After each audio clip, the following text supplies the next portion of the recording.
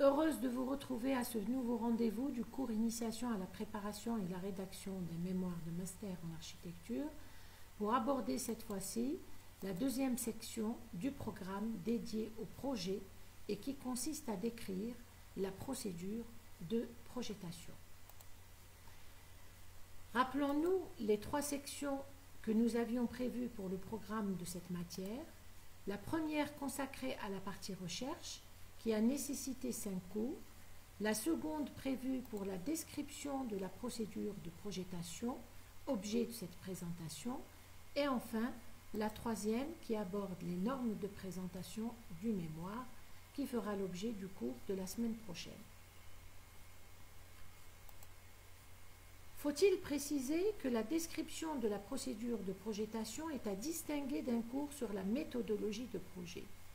Il s'agit là simplement de mentionner ce qu'il serait souhaitable de préciser dans un mémoire de master concernant le processus d'élaboration du projet, à savoir le choix et la documentation du site, la problématique du projet, les intentions du projet, les alternatives du projet et enfin la description du projet. Nous allons donc commencer par le premier point, le choix et la documentation du site. Lorsque le site d'intervention n'est pas proposé dans l'énoncé du PFE, l'étudiant est appelé à faire le choix lui-même, un choix qu'il doit argumenter, en expliquant les motivations de ce choix par rapport à la ville, au quartier, au terrain et en considérant toujours le thème et l'objet d'étude.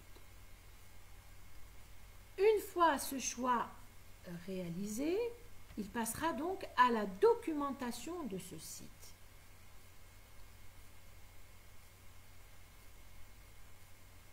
Documenter donc le site d'intervention veut dire restituer l'ensemble des données, aussi bien physiques, ça veut dire morphologiques, typomorphologiques et celles qui se rapportent au paysage, que les données historiques, géographiques et sociales.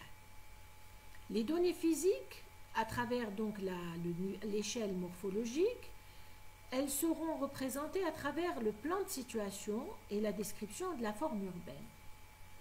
Les données typomorphologiques, renvoient vers le rapport entre la situation précise et la ville, et donc on pourra en rendre compte à travers un plan de masse avec le contexte immédiat, soutenu par des profils. Le rapport au paysage sera traduit essentiellement à travers les différentes vues du terrain et vers le terrain et les différentes perspectives. Cette documentation physique est insuffisante. Il faudrait la compléter par des données historiques et géographiques et aussi par des données sociales. La documentation du site permet par là même d'identifier et de répertorier les contraintes, toujours physiques, historiques et sociales. C'est les contraintes donc du site en question. La prise en considération de ces contraintes satisfait le souci d'ancrage du site. D'ancrage au site plutôt et d'ancrage du projet. Donc ça veut dire quoi?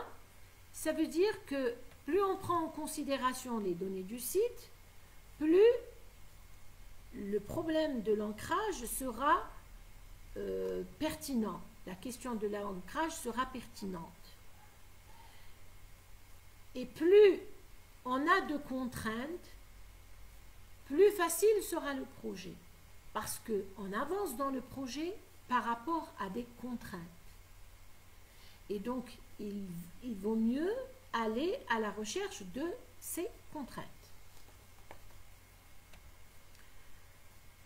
Le le deuxième point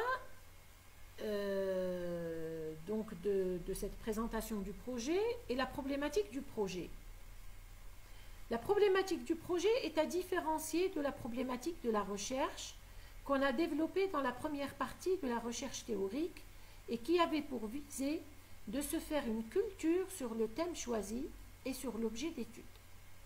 La problématique du projet est un ensemble de questions, donc un questionnement au sens du cours d'un des cours précédents, mettant en rapport le thème, l'objet d'étude, toujours, et le positionnement théorique de l'étudiant avec les données du site. Donc nous avons le questionnement qui doit mettre en rapport le positionnement théorique par rapport à l'objet d'étude et les données du site. Ces données du site sont prises bien sûr au sens large, c'est-à-dire que ce n'est pas seulement les données physiques, mais c'est les données physiques, sociales, géographiques, historiques, etc. Il est important de souligner que la formulation des questions de la problématique de projet ne doivent pas être générales. Donc, chaque question doit renvoyer vers un élément du site ou une idée du positionnement théorique. Troisième point, les intentions. Les intentions sont de l'ordre des idées. Elles représentent des réponses aux questions de la problématique. Elles traduisent les solutions préconisées par l'étudiant en réponse au questionnement de la problématique, englobant le choix programmatique, c'est-à-dire quelles sont mes idées par rapport au programme, le rapport à l'urbain, les choix typologiques, les choix stylistiques. Ces intentions sont exprimées à travers de courtes phrases associées à des schémas. On parle du corps intentionnel. Quatrième point, avant-dernier point, les alternatives. Les alternatives, bima'na al-khayarat. Les alternatives sont des réponses architecturales possibles. Donc, contrairement aux intentions qui sont de l'ordre des idées, les alternatives sont des réponses architecturales possibles, qu'il s'agit de décrire brièvement à travers de petites esquisses. Parmi ces alternatives, l'étudiant développera celle qui correspond le mieux à son positionnement théorique et qui offre le plus d'avantages. L'alternative qui sera retenue représentera le parti pris de l'étudiant et sera développée à travers une esquisse plus élaborée, évoluant progressivement en projet. Il est important de noter que les étudiants sont appelés à faire recours à des références architecturales à différents niveaux de la conception. Ces références peuvent être iconographiques, typologiques ou conceptuelles. Ça veut dire idéales. Ça veut dire quoi? Ça veut dire qu'au fur et à mesure que l'étudiant avance dans le projet, il faudrait qu'il aille regarder dans la littérature architecturale ce qu'on a pu faire dans des situations similaires. Et plus le projet est référencé, plus il est considéré comme intéressant, tout comme un article référencé ou un ouvrage référencé. Enfin, le dernier point, la description du projet, qui se fait à travers plusieurs documents allant du plan de situation au dessin de détail, en passant par les plans d'étage, les coupes, les façades, les perspectives, les axonométries, etc.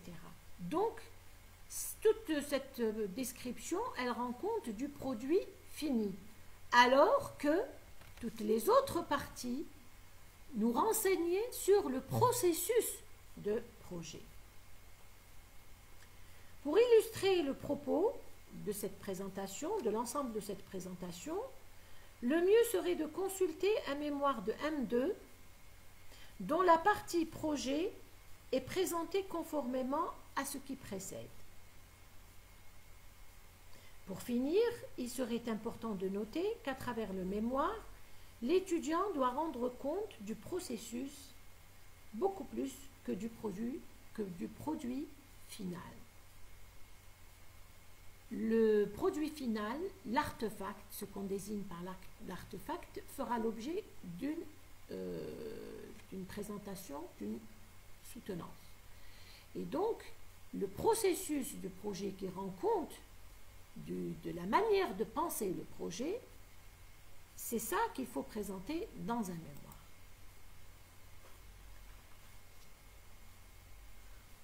Voilà, donc on termine avec cette partie qui est assez courte et on se donne donc rendez-vous